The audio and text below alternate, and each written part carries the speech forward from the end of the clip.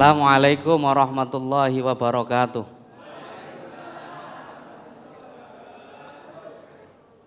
Bismillahirrahmanirrahim. Alhamdulillahirabbil alamin wassalatu wassalamu ala asyrofil anbiya'i wal mursalin sayyidina wa maulana Muhammadin wa ala alihi wa ashabihi ajma'in. Allahumma shalli wa sallim wa barik ala sayyidina Muhammadin abdika wa rasulika nabiyil ummi wa ala alihi wa sahbihi wa sallim. Hadirin jamaah yang dimuliakan oleh Allah, syukur alhamdulillah kita pada sore hari ini bisa bertemu dalam keadaan sehat walafiat. Mudah-mudahan pertemuan kita ini selalu dalam rahmat dan ridha Allah Subhanahu wa taala. Amin ya rabbal alamin. Salawat serta salam mudah-mudahan tetap terlimpahkan kepada baginda Rasulullah sallallahu alaihi wasallam dan kita termasuk golongan umatnya yang mendapatkan syafaat. Amin ya rabbal alamin.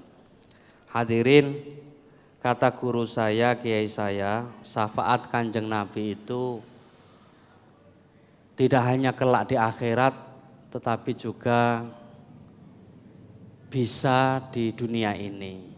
Saya masih ingat ketika masih muda dan sampai sekarang juga masih muda.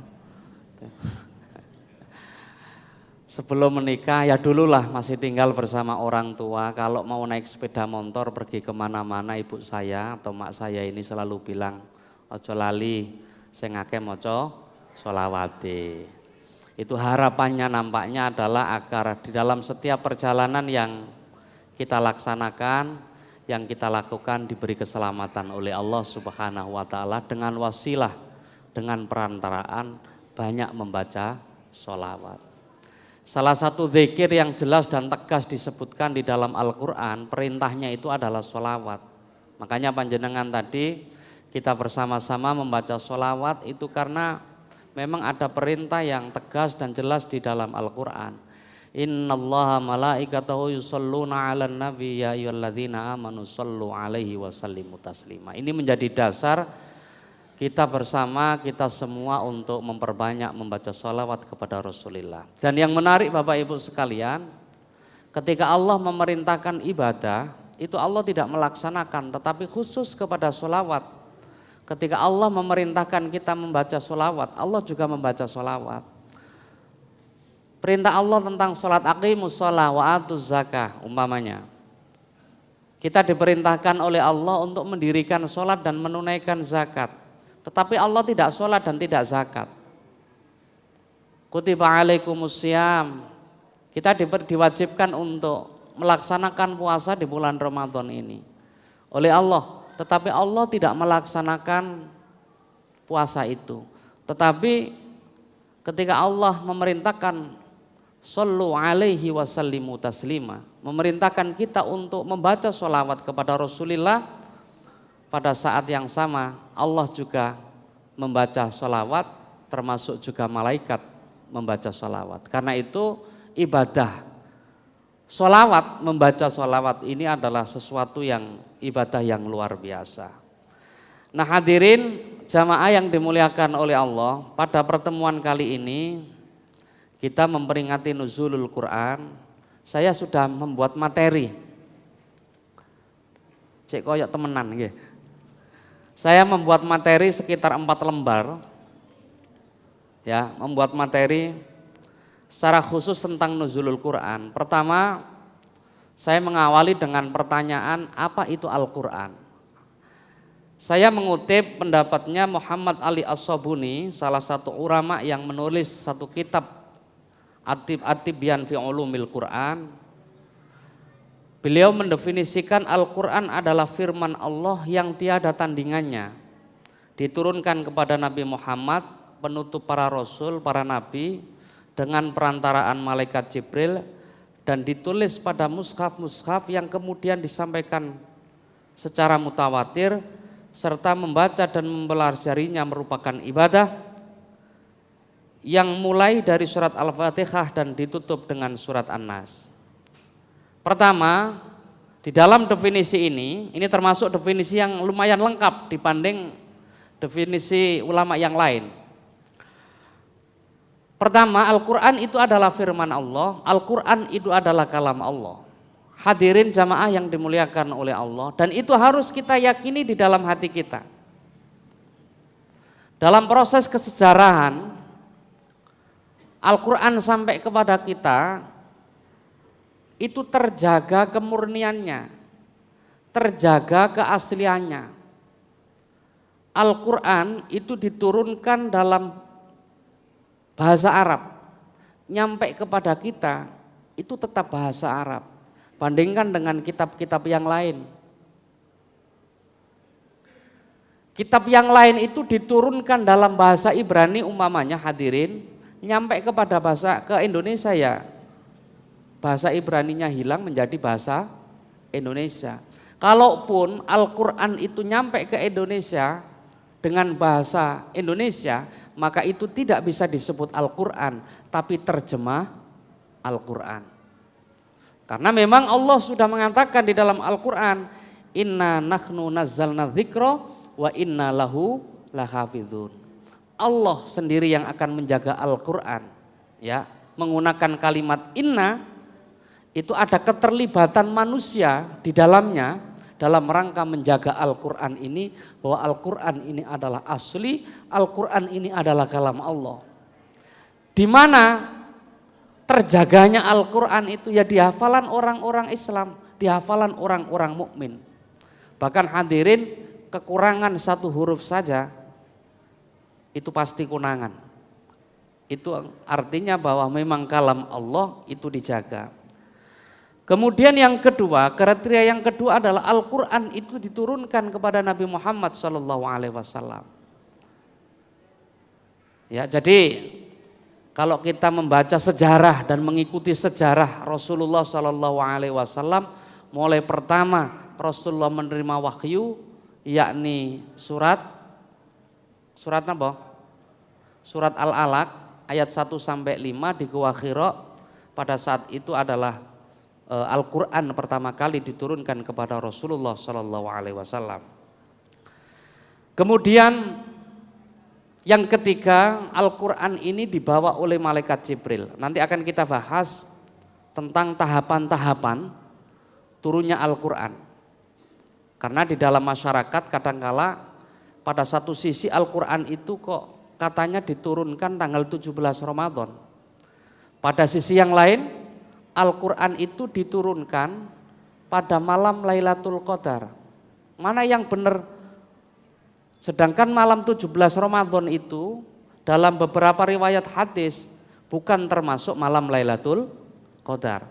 Sedangkan malam Lailatul Qadar itu dalam riwayat hadis adalah malam ganjil di 10 terakhir bulan Ramadan. Nah, nanti ada tahapan-tahapannya biar tidak salah paham. Ya. Dibawa oleh malaikat Jibril kepada Rasulullah SAW, kemudian ditulis dalam mushaf, ya yang dibukukan dalam satu kitab. Nah, yang perlu dicatat hadirin jamaah, zaman Rasulullah itu Al-Quran belum dibukukan dalam satu mushaf, baru pada zaman Sayyidina Abu Bakar As-Siddiq atas usulan Umar Ibnul Khattab, Al-Quran dijadikan satu mushaf seperti yang kita baca. Dan mohon dicatat, difahami, dulu di awal-awal Islam Al-Quran itu belum ada titiknya, Al-Quran itu belum ada harokatnya. Jadi terus ya apa carane maca? Kula nggih mboten ngertos kok iso maca.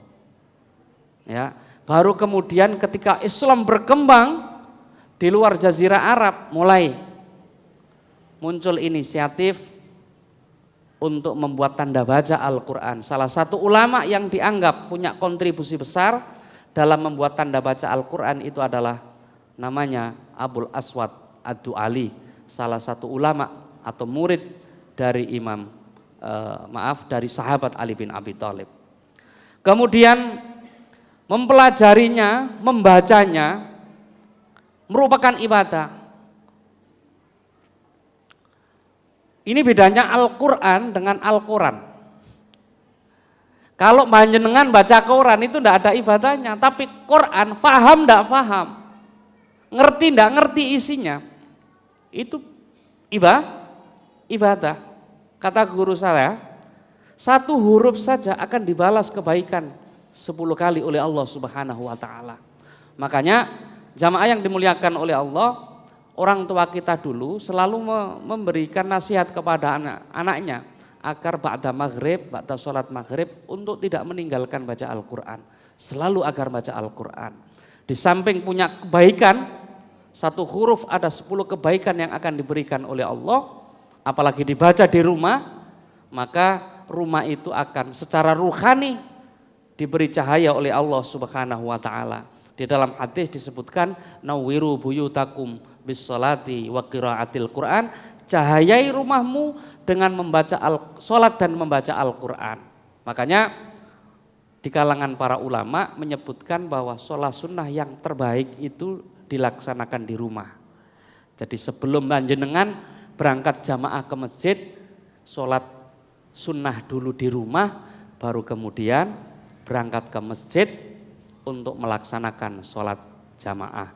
Qobliyah subuh lebih baik dilaksanakan di rumah daripada di masjid.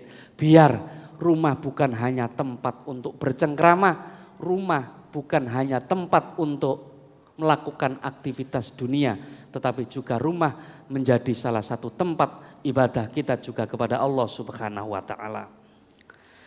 Dimulai dengan surat Al-Fatihah dan ditutup dengan surat An-Nas. Ya, jamaah yang dimuliakan oleh Allah. Jadi ini definisi yang diberikan oleh ulama. Lalu kapan Al-Qur'an itu diturunkan? Hadirin jamaah, ada satu hadis yang diriwayatkan oleh Hakim dalam kitabnya Al-Mustadrak. Rasulullah Shallallahu Alaihi Wasallam itu pernah bersabda, saya baca hadisnya, saya tulis, saya baca terjemahnya aja. Al-Quran dipisahkan dari Az-Zikr, yakni Lauhil Mahfud, lalu diletakkan di Baitul Izzah di langit dunia. Kemudian Jibril menyampaikannya kepada Nabi Shallallahu Alaihi Wasallam. Ini kelihatan kalau Quran itu turun melalui 3 tahap. Tahap yang pertama, saya merinci, dari Allah diturunkan kepada ke Lauhil Mahfud. Ini dasar yang dipakai ulama bahwa Al-Quran itu berada di Lauhil Mahfud adalah bal huwa Qur'anum majid fi lauhim mahfud. Nah, dari Allah ke Lauhil Mahfud ini sak gepok, bukan sedikit demi sedikit.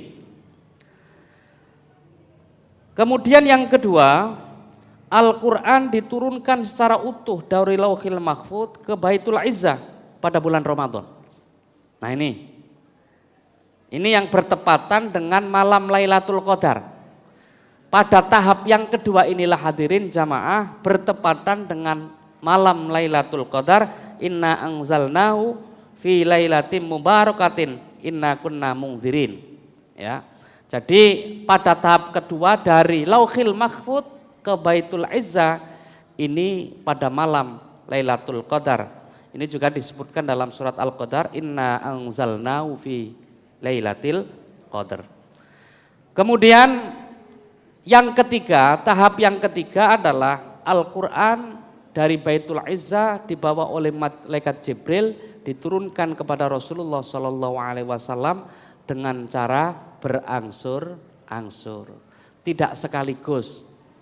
Ulama sepakat bahwa Quran yang pertama kali turun kepada Rasulullah Shallallahu Alaihi Wasallam adalah surat Al-Alaq ayat 1-5 dan itu terjadi pada malam 17 Ramadan. Dan momentum inilah yang kemudian kita peringati sebagai malam nuzulul Quran. Malam nuzulul Quran. Bentuknya macam-macam di masyarakat kita. Ada yang khataman Al-Quran seperti panjenengan walaupun tidak pas malam 17 Ramadan, boleh ya. Ada yang pas malam 17 Ramadan di tempat saya itu khataman Al-Quran. Quran dibaca sama-sama. 1 juz. Tapi dibaca bareng selesai kemudian didoakan. Ada yang undang ustadz untuk ceramah, macam-macam. Zaman Rasulullah tidak ada. Tetapi ini bagian dari, karena ini peristiwa penting dalam sejarah umat Islam, maka memperingatinya dalam rangka untuk mengingat betapa kemudian Rasulullah SAW ketika menerima wahyu pertama itu tidak main-main, sesuatu yang sangat susah dan seterusnya dan seterusnya. Ya, jadi ada 3 tahapan itu. Nah, jamaah yang dimuliakan oleh Allah, kenapa malam 17 Ramadan? Di samping yang pertama tadi adalah karena memang malam 17 itu adalah Rasulullah pertama kali menerima wahyu. Yang kedua, berdasarkan surat Al-Anfal ayat 41 ada peristiwa penting yang kemudian ulama setuju bahwa malam 17 adalah malam pertama kali Rasulullah SAW menerima wahyu, yakni surat Al-Anfal yang menjelaskan tentang bertemunya 2 pasukan dalam satu hari di bulan Ramadan, yakni tanggal 17 antara umat Islam dengan orang kafir yang kemudian dalam sejarah disebut dengan perang Badar. Perang Badar, perang yang paling dahsyat dalam sejarah Islam. Yaumal Furqan, Yaumal Taqal Jam'an, yakni hari pembeda antara umat Islam dengan orang kafir, yakni terjadi pada 17 Ramadan. Jadi inilah 2 alasan kenapa kita memperingati bulan 17 Ramadan sebagai nuzulul Quran. Nah, cuma hadirin jamaah yang dimuliakan oleh Allah, yang perlu dicatat, tidak semua ayat Al-Quran itu jelas dan tegas. Tidak semua ayat Al-Quran itu jelas dan tegas. Ada ayatnya yang tegas dan jelas, tidak membutuhkan penafsiran. Seperti hurrimat alaikumul maitatu waddamu walahmul khinzir. Ayat ini menjelaskan tentang haramnya kita makan daging babi, darah. Seluruh ulama sepakat bahwa darah dan daging babi adalah haram karena ayatnya jelas dan tegas. Tapi ada ayat-ayat Al-Quran yang membutuhkan penafsiran. Apakah penafsirannya melalui ayat Al-Quran ini disebut tafsirul ayah bil ayah atau tafsir ayat dengan hadis? Contoh Pak, di Al-Quran itu ada ayat wa aqimus shalah wa atuz zakah warka'u ma'ar raki'in. Allah memerintahkan sholat dan Allah juga memerintahkan kita membayar zakat. Cari di Al-Quran Pak, Bu, penjelasan tentang bagaimana cara kita melaksanakan sholat dan menunaikan zakat. Tidak ketemu. Apakah sholat itu dimulai dengan takbir apa tidak? Tidak ada. Penjelasan itu kita temukan di dalam hadis yang dicontohkan oleh Rasulullah SAW.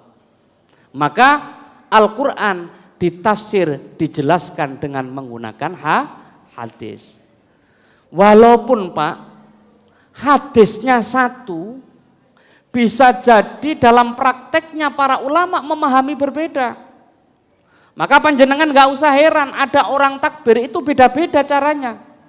Ada yang ini tangan persis lurus dengan pundak. Jadi Allah. Ada yang lurus pergelangan tangannya dengan pundak. Allah. Ada yang ditempelkan di kuping. Allah. Nempel biar lurus pas. Mana yang bener? Bener kabeh Pak. Sing gak bener iku gak sholat. Bener kabeh. Ada yang diputer. Allahu Akbar. Nggih, nate nggih. Oh gak tau ro aku, oh berarti sampean khusuk salate, Pak. Kok ono wong gak tau roh salate wong tangane diputer. Iku berarti salate saking khusyuke. Ya. Soalnya gak tahu roh. Diputer, ada yang diletakkan di samping Allahu Akbar. Ya. Ada yang Allahu Akbar. Ya ndak apa-apa. Bahkan kalau panjenengan nanti umroh, nanti haji, itu jenengan tingali itu. Itu macam-macam model wong sembahyang ya Allah. Ono sing mari takbir, iku nggak sendakep. Allahu Akbar, kita orang Indonesia. Itu ada yang hanya berdiri tangannya dijarno. Itu saya ya Allah. Kita belajar fikih apa enggak? Ternyata ada Pak. Di dalam mazhab Maliki itu sendekap atau bersedekap itu hukumnya bukan sunnah. Tapi enggak apa-apa, boleh dilakukan. Makanya kalau panjenengan ningali orang sholat seperti ini, ngadeg jejeg ngeten iki, enggak masalah. Sing penting gelem sholat. Sing penting gelem sholat. Jadi enggak masalah. Pokoknya gak takbiri Allahu Akbar. Nah itu masalah. Itu masalah. Itu masalah. Jadi perbedaan itu luar biasa di kalangan para ulama. Gampang aja di Indonesia ini kan macam-macam nggih. Subuh ono kunute, ono sing gak ono kunute. Malam-malam setengah bulan Ramadan, kalau sudah masuk malam 15, malam 16, malam 17, itu biasanya ono kunut di witirnya. Ndak apa-apa yang nggak pakai kunut. Imam Syafi'i radhiyallahu an rahimahumullah. Imam Syafi'i itu pernah berada di makam Imam Abu Hanifah. Beliau menghatamkan Al-Qur'an. Ini tercatat dalam kitabnya Hadratus Syekh Hasyim Asy'ari. Diceritakan di dalam kitab ini, beliau sholat khataman Al-Quran. Setelah khataman Al-Quran, pas waktu subuh, beliau sholat, ternyata beliau tidak pakai kunut. Kemudian ditanya oleh salah satu jamaah, ya Imam Asy-Syafi'i, kenapa engkau tidak pakai kunut padahal kamu adalah orang yang ulama yang memberikan fatwa sunnah kunut subuh. Imam Syafi'i menjawab, karena aku berada di tempatnya Imam Abu Hanifah yang tidak mensunnahkan kunut subuh. Artinya Pak, ayo kita hormati, ayo kita saling toleransi perbedaan di dalam pemahaman agama. Saya pernah di Bandara Juanda Pak, sholat Masya Allah. Karena mungkin saya yang lebih tua, setelah sholat ada yang muda itu. Ada yang anak muda itu jadi makmum saya. Ya, saya sholat. Ya biasa kita ini Allahu Akbar. Anak muda ini sholatnya itu kakinya itu dipepetkan kaki saya. Kalau dalam kebiasaan kita, saya jadi imam, kalau makmumnya hanya satu orang itu kan di sebelah kanan agak mundur. Enggak itu. Di samping saya persis, jadi makmum saya kakinya itu dipepetkan. Tapi memang ada qaul, ada pendapat ulama yang mepet persis enggak masalah. Dipepetkan. Karena saya enggak biasa kan risih Pak. Iki ya apa sih? Saya tarik. Dipepet no maneh. Saya tarik lagi. Dipepet no maneh. Akhirnya ngomongin Pak. Bah kapokmu kapan kon? Karena kita tidak terbiasa. Padahal yang disebut mepet itu ya mestinya pepet bahunya. Kalau luruskan sop rapatkan barisan bukan kakinya Pak, tapi baunya. Tapi enggak apa-apa. Itu bagian bawah. Satu ayat, satu hadis bisa jadi akan menimbulkan perbedaan pendapat di kalangan para ulama di dalam cara memahaminya. Potensi perbedaan di kalangan umat Islam ini luar biasa. Karena itu mari kita saling menghormati antara satu dengan yang lainnya. Hadirin jamaah yang dimuliakan oleh Allah. Ya. Soal zakat. Umumnya orang Indonesia itu adalah mazhabnya Syafi'i. Umumnya orang Indonesia mazhabnya itu Syafi'i. Di dalam mazhab Syafi'i itu mengatakan begini, bahwa zakat fitrah itu harus dibayar dengan makanan pokok. Kalau orang Indonesia makanan pokoknya adalah beras, maka zakat fitrah harus dikeluarkan dalam bentuk beras. Nah, dalam mazhab Maliki, apakah boleh? Umpamanya ada masyarakat yang bertanya, apakah boleh diganti dengan uang? Kalau memakai mazhab Syafi'i, tidak boleh dengan uang. Tapi dalam mazhab Maliki, mazhab Hanafi, boleh diganti dengan uang, senilai dengan uang. Ya, boleh. Dan itu sekarang banyak dipakai di Indonesia.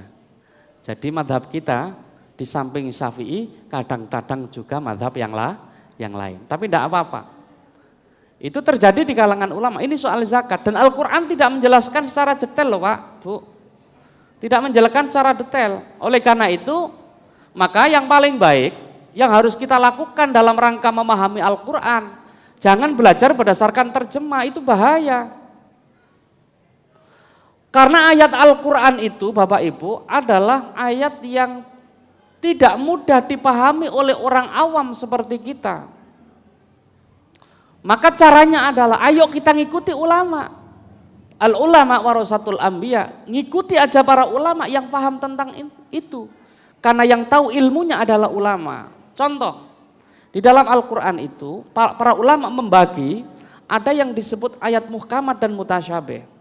Nah, masalahnya di ayat mutasyabih ada contoh namanya yadullah fauqa aydihim. Tangan Allah di atas tangan mereka. Coba kalau diterjemahkan seperti itu, apa enggak bahaya, Bro? Apa enggak bahaya? Loh, katanya Allah itu beda dengan makhluk. Kok ini diartikan tangan? Berarti Allah punya tangan. Lah, bisa terjebak pada kesalahan dalam bidang akidah. Ya, tangan Allah berada di atas tangan-tangan mereka. Maka kemudian ada takwil, namanya hadirin, ada takwil, ditakwil. Oh, tangan itu maksudnya bukan tangan, tapi maksudnya adalah kekuasaan. Karena itu kalau diartikan tangan itu bahaya. Wong jelas Allah itu punya sifat mukhalafatulil hawadis, Allah itu berbeda dengan makhluk. Kalau kemudian Allah disamakan dengan makhluk, maka mustahil itu bertentangan dengan sifat Allah mukhalafatulil hawadis.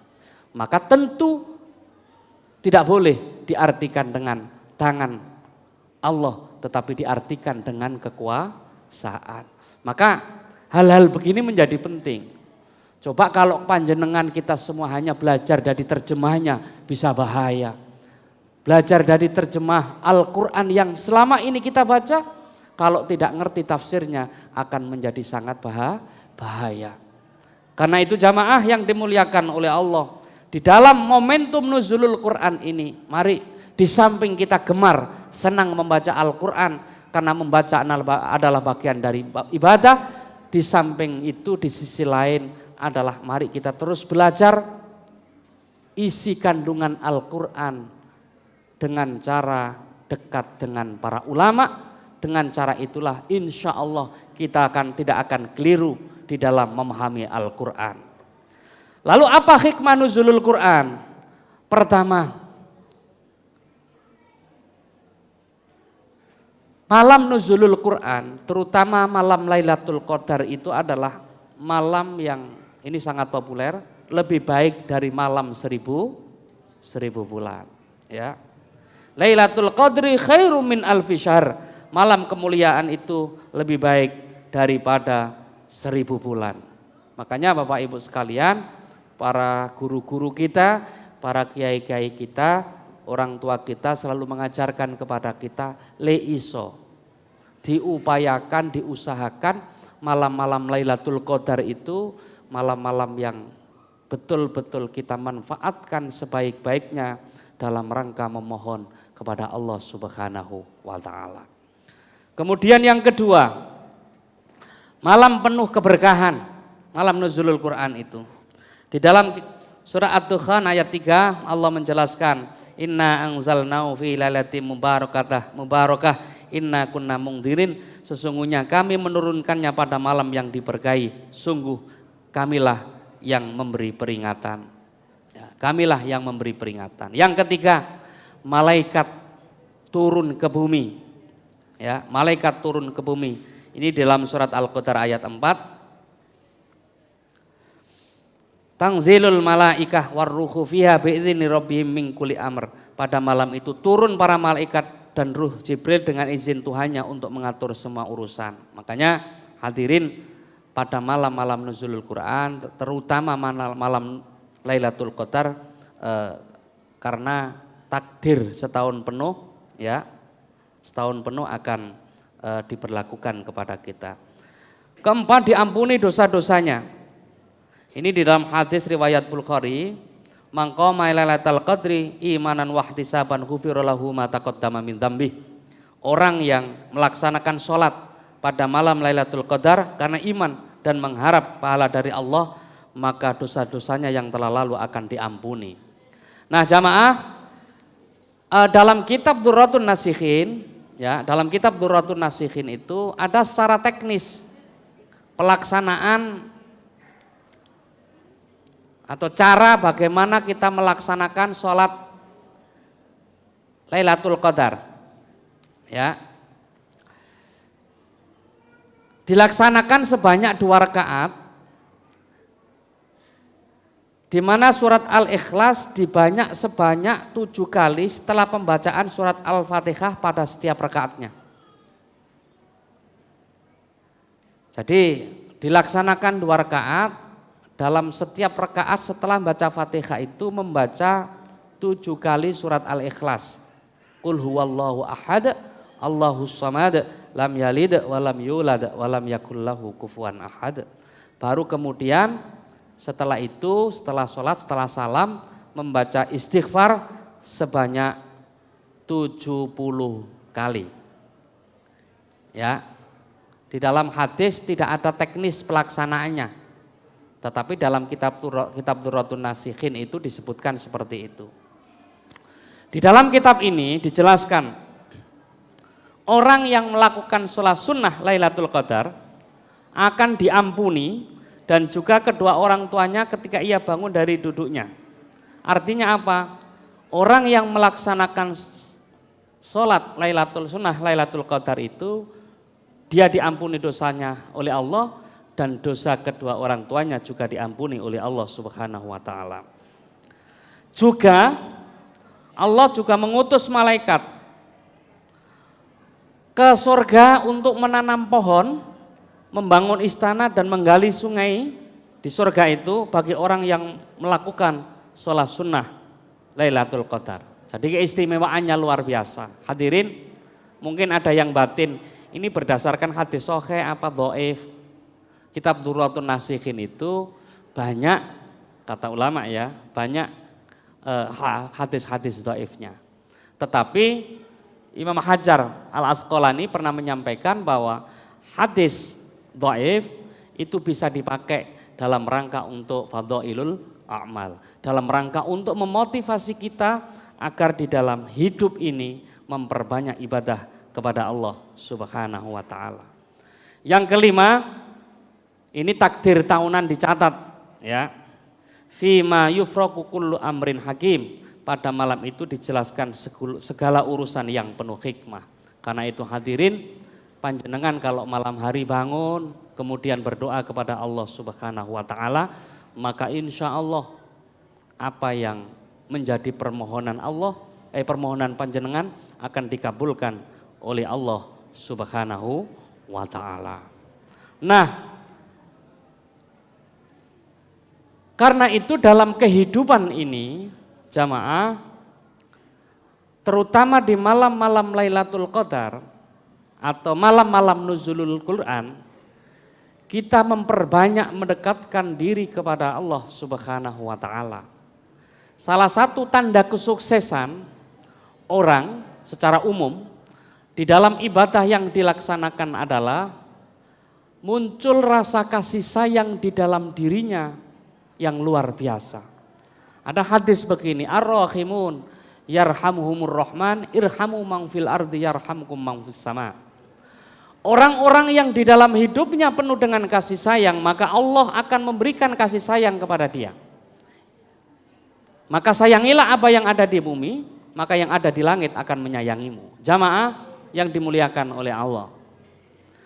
Sekali lagi, salah satu kesuksesan orang di dalam ibadahnya, termasuk ibadah-ibadah di bulan Ramadan ini, termasuk nanti kalau panjenengan ketemu malam Lailatul Qadar, itu adalah muncul rasa kasih sayang di dalam diri kita. Nah, cuma jamaah yang dimuliakan oleh Allah, kasih sayang itu hanya akan bisa tumbuh kalau lingkungannya juga penuh dengan kasih sayang. Artinya apa? Ibadah penting untuk menumbuhkan secara internal dalam diri kita sikap kasih sayang. Tapi lingkungan juga harus mendukung tumbuhnya rasa kasih sayang. Dalam teori pendidikan itu disebutkan begini, keluarga adalah tempat yang utama dan pertama. Ya. Tempat yang utama dan pertama itu keluarga. Maka Bapak Ibu hadirin jamaah yang dimuliakan oleh Allah, ayah dan ibu, suami dan istri harus bisa menunjukkan kepada anaknya bagaimana melaksanakan, mengimplementasikan kasih sayang itu dalam kehidupan sehari-hari. Paling tidak dalam keluarga. Rasulullah kasih contoh kok. Rasulullah kasih contoh. Contohnya begini. Ini yang paling terkenal. Rasulullah itu kalau memanggil Sayyidah Aisyah itu dengan panggilan apa? Ya Khumairo. Panjenengan Bu kalau dipanggil bojone sampean Dek ya, itu lumayan. Pernah dipanggil sayang? Pernah? Pak, jenengan pernah manggil sayang sama istri? Alah, perketek. Panggil Pak, aku sayang padamu. Ini pernah saya praktekkan Pak, Bu. Saya itu barusan membaca buku kisah Rasulullah bersama istri-istri beliau. Itu ya Allah, ternyata Rasulullah itu romantis. Sama Sayyidah Aisyah itu rambutnya disureni, dibelai, macam-macam. Ya Allah, romantis. Sampai saya membayangkan ini kalau terjadi dalam kehidupan saya gimana ya. Saya ketemu istri di depan rumah, saya bilang I love you. Saya ketemu di dapur, saya bilang I love you. Ketemu di depan TV, saya bilang I love you. 3 kali saya mengatakan I love you, 3 kali pula istri saya mengatakan pret.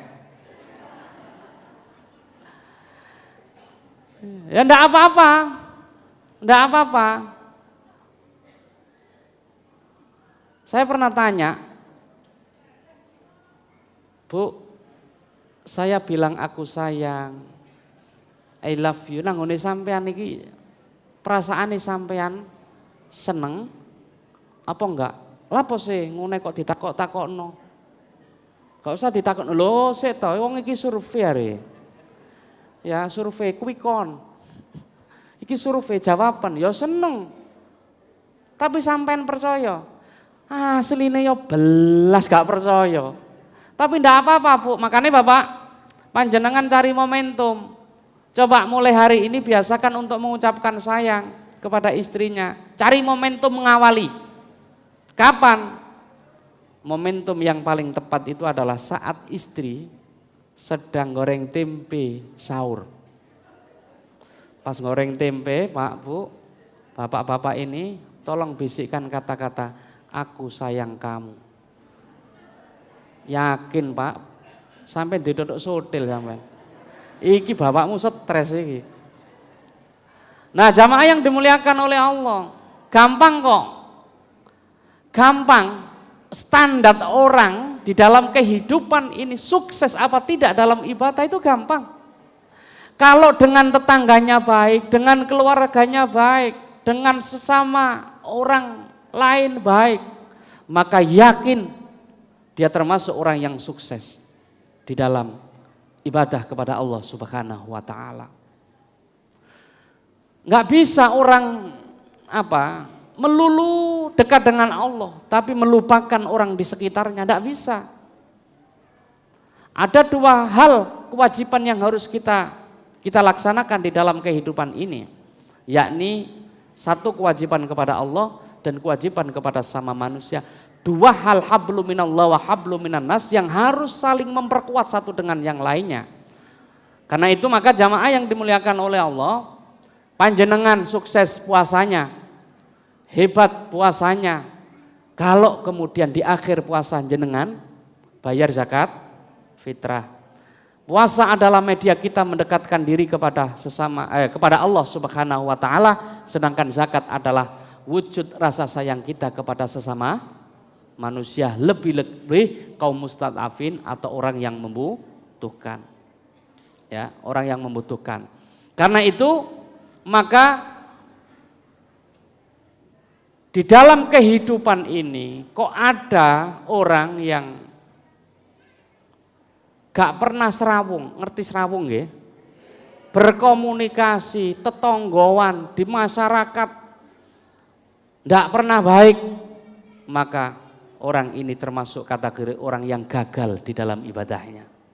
Semakin orang itu baik dengan tetangga, dengan orang lain, maka semakin sukses di dalam menjalankan ibadah kepada Allah Subhanahu wa taala. Aqimus shalah wa atuz zakah. Perintah salat, perintah zakat itu tidak bisa dipisah. Dua hal yang saling berkaitan antara satu dengan yang lainnya. Al-Qur'an begitu, isyarat-isyarat itu ditampakkan oleh Al-Qur'an. Alladzina yu'minuna bil ghaibi wa yuqimunas shalah wa mimma razaqnahum yunfiqun. Ayat ini menjelaskan tentang agar kita ini mendirikan salat. Diperintahkan Allah untuk mendirikan sholat, tapi di sisi lain Allah juga memerintahkan kepada kita untuk mengeluarkan sebagian dari harta yang kita punya, rezeki yang kita punya untuk berinfak.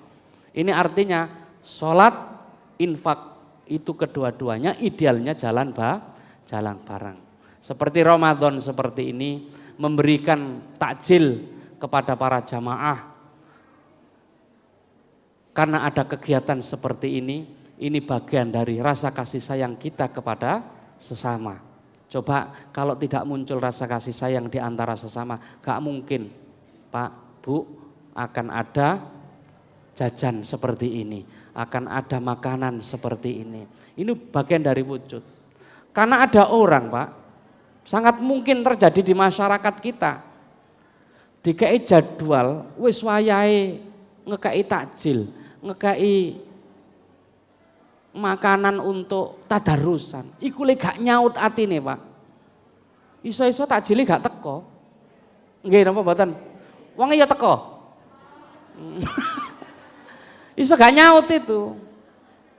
Ya, wis ana surati, ana jadwale, tetep mbak ngeluarkan sebagian rezeki padahal ya pira Pak.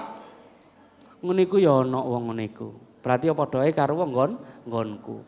Karena itu maka hadirin yang dimuliakan oleh Allah, kesuksesan sekali lagi orang di dalam menjalankan ibadah di bulan Ramadan ini terutama adalah sejauh mana kita dekat dengan Allah dan dekat dengan sesama manusia. Maka di bulan Syawal ada tradisi yang sangat baik di masyarakat kita, yakni tradisi anjang sana, tradisi silaturahim atau riayan.